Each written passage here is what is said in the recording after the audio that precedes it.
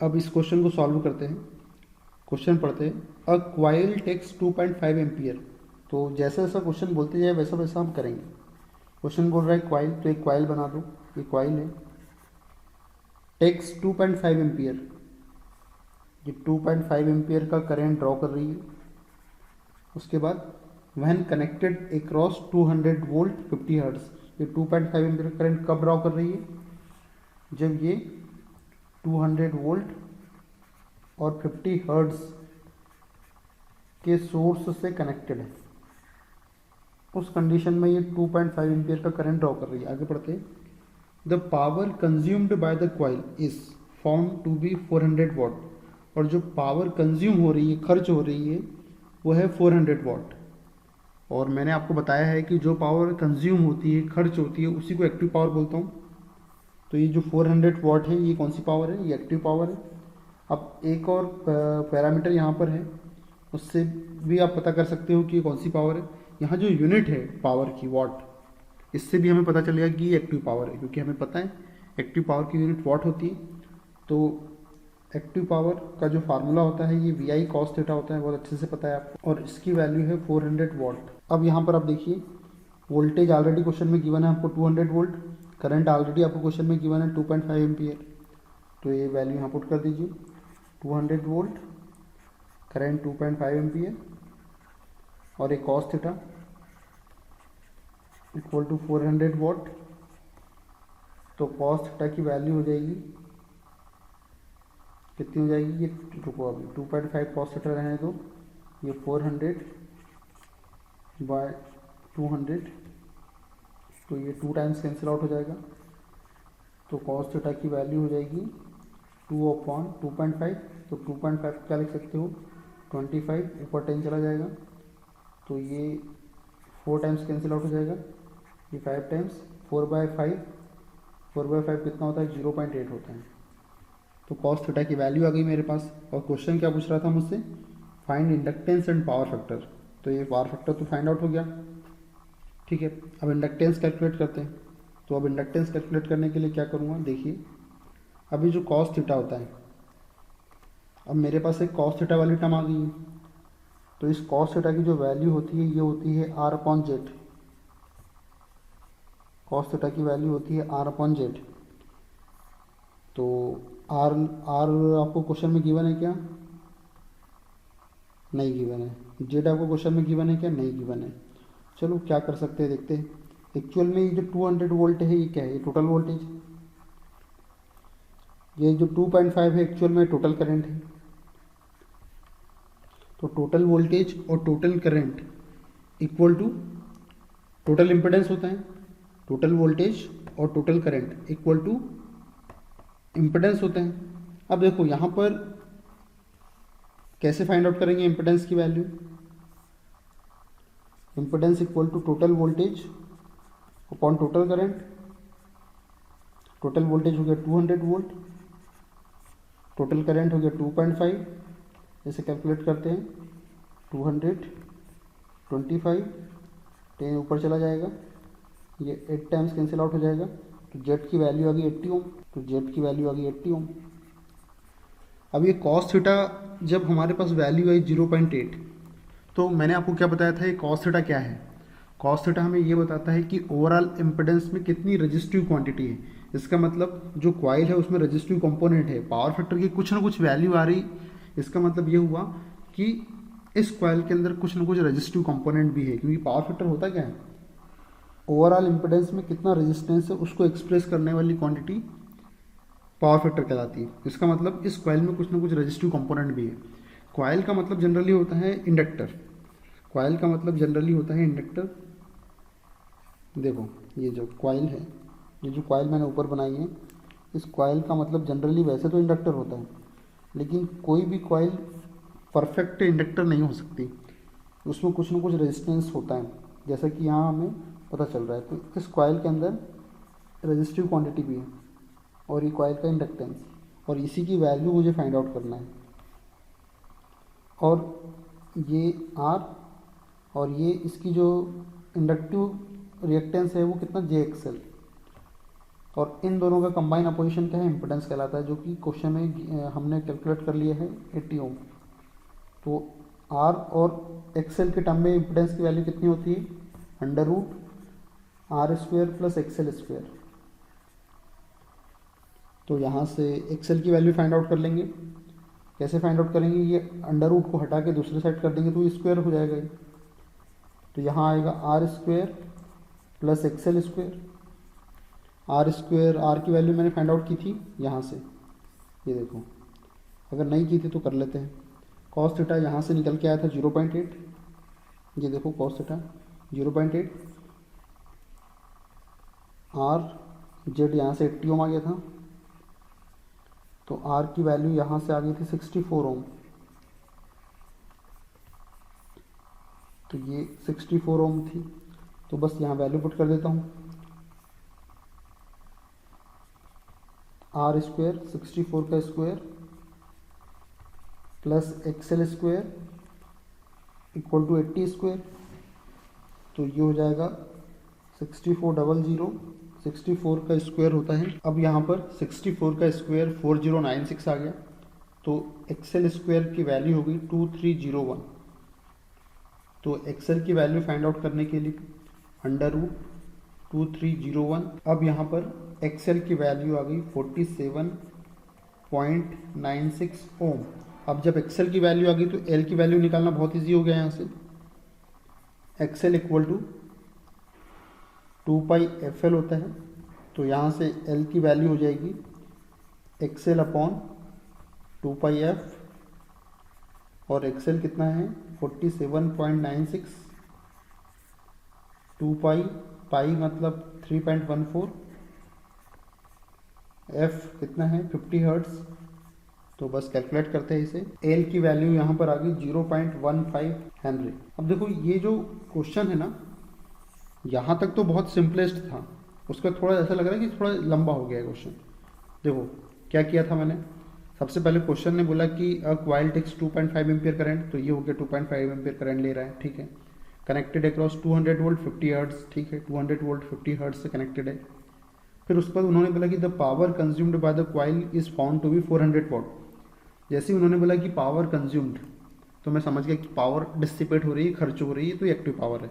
और इस यूनिट को देख के भी मैं समझ गया था कि एक्टिव पावर है। एक्टिव पावर का फार्मूला लगा दिया वी आई कॉस थीटा। तो वी ऑलरेडी क्वेश्चन में 200 वोल्ट गिवन है, करंट भी ऑलरेडी क्वेश्चन में गिवन है 2.5, बस कॉस थीटा यहाँ से मेरा निकल गया। तो एक पैरामीटर तो मेरा बहुत ईजिली निकल गया। अब दूसरा इंडक्टेंस, इंडक्टेंस निकालना था मुझे। तो इस पावर फैक्टर का फार्मूला होता है आर अपॉन जेड। तो जेड मैंने कैलकुलेट कर लिया गिवन डेटा से, ये टोटल वोल्टेज है, ये टोटल करंट है। टोटल वोल्टेज और टोटल करंट का जो रेशियो होता है वो इंपेडेंस के इक्वल होता है, क्योंकि टोटल वोल्टेज और total current equal to total resistance, और टोटल रेजिस्टेंस को मैं इंपेडेंस बोलता हूँ। तो इंपेडेंस की वैल्यू आ गई इस फार्मूले से मेरे पास। तो ये cos theta equal to R upon Z से कॉस थीटा यहाँ से निकाल लिया मैंने 0.8, जेड मैंने यहाँ से निकाल लिया 80 ओम, तो आर आ गया मेरे पास, ठीक है। वैसे इसकी भी ज़रूरत नहीं थी, जैसे ही जेड आ गया ना, तो आप आराम से, जैसे ही यहाँ जेड आया तो आपको और कुछ निकालने की, आर को निकालने की ज़रूरत नहीं है, क्योंकि आपको क्या फाइंड आउट करना है, एल फाइंड आउट करना है। और एल कब मिलेगा मुझे, जब एक्सएल मिल जाएगा। तो एल को फाइंड आउट करने के लिए मुझे सबसे पहले तो एक्सएल चाहिए, और एक्सएल देखो रेजिस्टेंस, एक मैंने आपको बताया था इम्पिडेंस ट्रेंगल, ये है रेजिस्टेंस, ये है इंडक्टिव रिएक्टेंस, और ये इम्पिडेंस, ये ट्रेंगल है। ये एंगल थीटा है, ये एंगल 90 डिग्री है। जब एक्सएल की वैल्यू आपको फाइंड आउट करना है तो आप सिंपल से फाइंड आउट कर सकते हैं। एक्सएल इक्वल टू देखो जेड साइन थीटा, सिंपल सा आप ऐसा कर लो तो एक्सएल की वैल्यू आ जाएगी। और आर की वैल्यू फाइंड आउट करना है तो जेड कॉस थीटा, जिसके साथ एंगल रहता है उसके साथ कॉस वाला कंपोनेंट आ जाता है। ये तो आपको पता ही होगा, बहुत पढ़ा होगा आपने। तो बस थीटा की वैल्यू चाहिए इस कंडीशन में मुझे। तो थीटा कितना हो जाएगा यहाँ पर, कॉस इनवर्स 0.8, तब यहाँ पर थीटा की वैल्यू आ जाएगी 36.86। अब ये थीटा आ गया मेरे पास। अब एक्सएल की वैल्यू बहुत इजीली कैलकुलेट कर लूँगा मैं। तो एक्सएल इक्वल टू जेड कितना था 80, कितना था जेड ये 80 था, साइन 36.86। आपको इतना लंबा डेरिवेशन करने की ज़रूरत नहीं, ये सब कुछ वैसे ये भी इतना बड़ा नहीं है, पर ठीक है। आप यहाँ से डायरेक्ट इस ट्रेंगल व इम्पिडेंस ट्रेंगल की हेल्प से वैल्यू फाइंड आउट कर सकते हैं। तब यहाँ पर एक्सएल की वैल्यू आ गई 47.98 ओम। जब हमने प्रॉपर लेंदी मेथड का यूज़ किया तो भी इतनी वैल्यू आ रही। ये कितना इजी हो गया कैलकुलेट, क्योंकि आपने कॉस थीटा तो यही निकाल लिया था, और जेड कैसे निकाल लिया, वीटी टोटल वोल्टेज अपन टोटल करंट से जेड निकाल लिया, और जेड साइन थीटा एक्सएल की value, Z cos theta resistance की वैल्यू। ऐसे भी आप कर सकते हो क्वेश्चन को। आई होप आपको समझ में आ गया होगा। अब एक क्वेश्चन सॉल्व करते हैं। क्वेश्चन है a coil placed in series with non inductive resistance. एक क्वाइल है, ये क्वाइल है। क्वाइल जो होती है वो रजिस्टर और इंडक्टर का कॉम्बिनेशन होती है। तो ये एक क्वाइल है,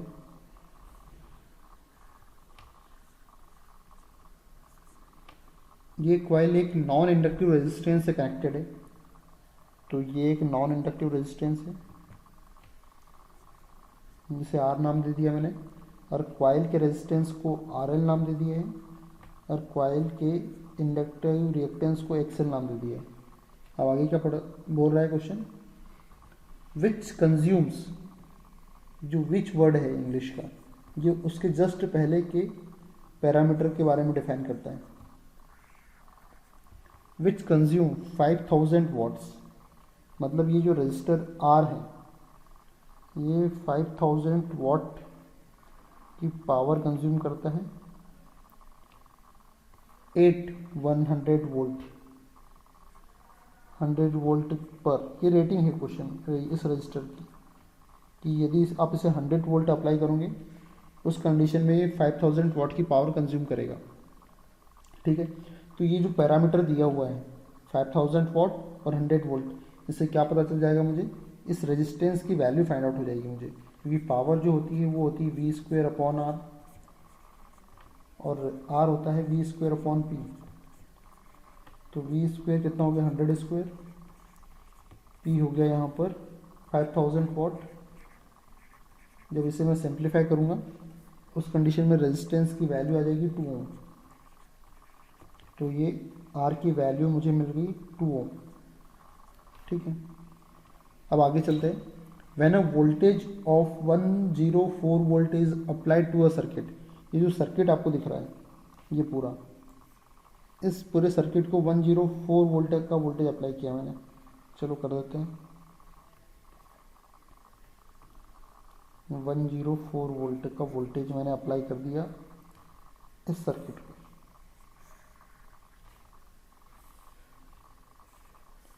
ठीक है, ये भी कर दिया। ठीक है, यहाँ तक हो गया। The voltage across the coil is 66 volt. ये जो क्वाइल है, इस क्वाइल के ऊपर जो वोल्टेज है ये है 66 वोल्ट। ठीक है, ये भी पता चल गया मुझे। And across the register is 50 volt, और ये जो रजिस्टर आर दिया है इसके ऊपर जो वोल्टेज है ये 50 वोल्ट। ये वो कन्फ्यूज़ होने की ज़रूरत नहीं, ये जो था ये रेटिंग थी,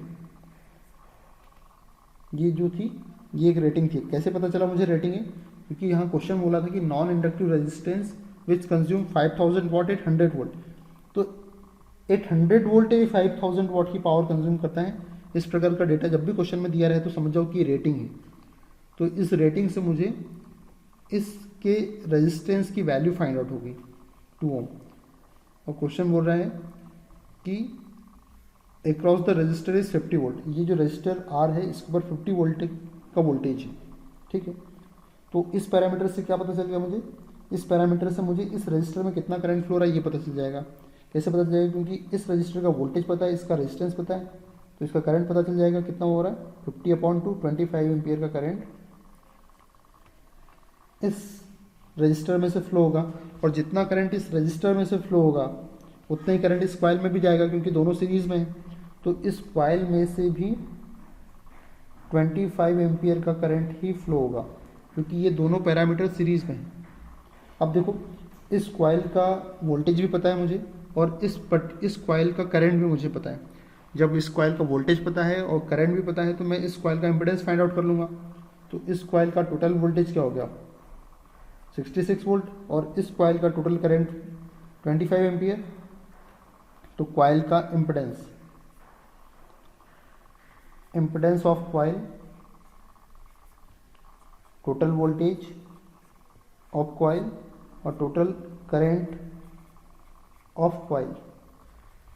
टोटल वोल्टेज कॉइल का 66 वोल्ट और टोटल करंट कॉइल का 25 एम्पियर। तो 66 अपॉन 25 2.64 ओम।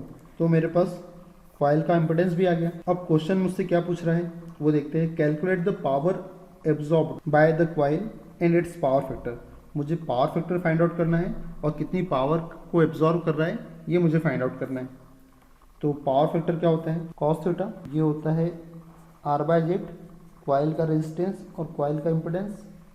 तो कॉइल का इम्पिडेंस है मेरे पास, कॉइल का रेजिस्टेंस मैं फाइंड आउट करने की कोशिश करता हूँ। अब यहाँ पर आप देखिए कॉइल का इम्पिडेंस है मेरे पास और कॉइल का रेजिस्टेंस मुझे चाहिए। तो सबसे पहले तो आप यहाँ पर ये देखो कि जो टोटल इम्पिडेंस है इस पूरे सर्किट का वो कितना है। देखो इसमें 25 करंट फ्लो हो रहा है तो इस पूरे सर्किट में 25 एम्पियर करंट फ्लो हो रहा है। तो यहाँ से भी 25 एम्पियर करंट फ्लो हो रहा है। इसलिए यदि मुझे पूरे सर्किट का इम्पिडेंस चाहिए तो पूरे सर्किट का वोल्टेज और पूरे सर्किट का करंट होल। तो पूरे सर्किट का इम्पिडेंस कितना हो जाएगा, impedance of whole circuit, total voltage of circuit 104 volt upon 25, 104 volt upon 25। तो यहाँ वैल्यू आ जाएगी 4.16 ओम। तो ये मेरे पास होल सर्किट का इम्पिडेंस आ गया। तो अब ये होल सर्किट को एक बार देखिए आप कैसा है। ये सर्किट कुछ ऐसा है, ये R है, ये RL है और ये XL है और ये R है जिसकी वैल्यू है 2 ओम। तो यहाँ पर देखो कितना हो जाएगा, ये RL प्लस 2 ओम का square plus XL square equal to 4.16 का स्क्वायर। इस प्रकार से हो जाएगा ये दोनों ऐड हो जाएंगे तो इस प्रकार से होगा ये। इसे और सिंप्लीफाई करते हैं तो कितना हो जाएगा, ये RL square plus 4 RL plus XL square equal to 4.16 का स्क्वायर। अब यहाँ पर आप देखिए थोड़ा सा और सिंप्लीफाई करता हूँ इसे। ये ऐसा हो सकता है क्या, RL square plus XL square plus 4 RL equal to 4.16 का स्क्वायर। ये देखो RL square plus XL square ये किसका इम्पिडेंस है, कॉइल का इम्पिडेंस हो गया, का स्क्वायर हो गया, कॉइल के इम्पिडेंस का स्क्वायर हो गया जेड स्क्वायर, जेड कॉइल। और जेड कॉइल का इम्पिडेंस ऑलरेडी है मेरे पास, कितना है ये 2.64। तो इसकी प्लेस पे 2.64 का स्क्वायर रख देता हूँ मैं। 2.64 का square plus 4 RL equal to 4.16 का स्क्वायर। तो यहाँ पर वैल्यू हो जाएगी 4 RL को इसी साइड रहने तो बाकी सब ट्रांसफ़र कर लो। 4.16 का स्क्वायर माइनस 2.64 का स्क्वायर माइनस 4। तो जब इसे कैलकुलेट करूँगा तो यहाँ पर वैल्यू आ जाएगी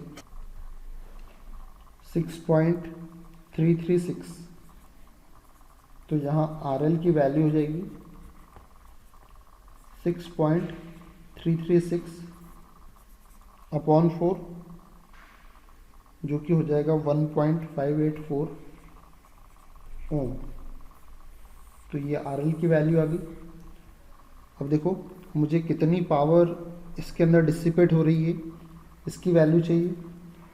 एक्चुअल में वहाँ पावर एब्जॉर्ब नहीं रहना था, वहाँ पावर डिसिपेटेड वर्ड का यूज़ होना चाहिए था। Power dissipated I square RL, I कितना 25 का स्क्वेयर इंटू RL 1.584 जो कि हो जाएगा 990 वॉट। इतनी पावर का डिसिपेशन होगा।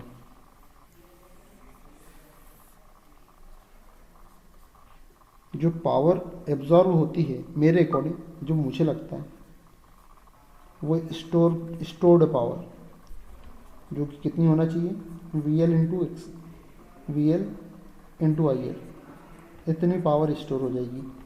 वी एल कितना फाइंड आउट किया था क्या फाइंड आउट, नहीं किया ही नहीं, तो ठीक है, वैसे कर सकते हो आप। कैसे करेंगे, ये 2 ओम है और आर एल कितना है, आर एल 1.584 है, तो उस कंडीशन में total R plus R L कितना हो जाएगा, 2 प्लस 1.584, जो हो जाएगा 3.584। ठीक है, तो ये आर प्लस आर एल आ गया। तब उस कंडीशन में यहाँ कितना वोल्टेज का ड्रॉप हो रहा है पूरे रजिस्टर कॉम्बिनेशन पर, ये वोल्टेज ड्रॉप होगा पूरे रजिस्टिव कॉम्बिनेशन पे 3.584 इंटू 25। तो देखो यहाँ पर कितना वोल्टेज अपेयर हो रहा है, 89.6, तो यहाँ वी हो रहा है।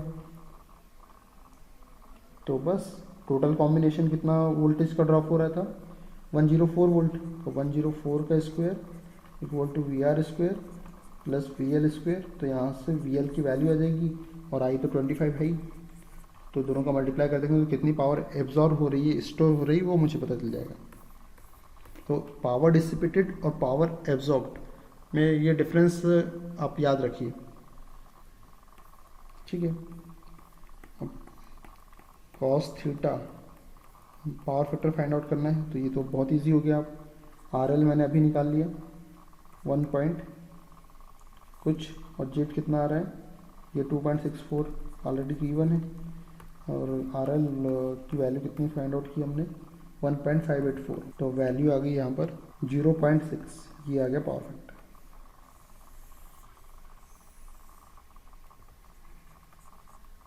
तो ये कॉस थीटा भी आ गया मेरे पास, और कितनी पावर एब्जॉर्ब हो रही उसकी वैल्यू भी आ गई मेरे पास। ये पावर एब्जॉर्ब 89.6, नहीं ये नहीं, वी एल जो हमने अभी ऊपर फाइंड आउट किया, और आई एल 25 एम्पियर, और power dissipated I square into R L, coil में पता करना है, तो कॉइल का रेजिस्टेंस इंटू आई स्क्वायर, ये आ गया आंसर।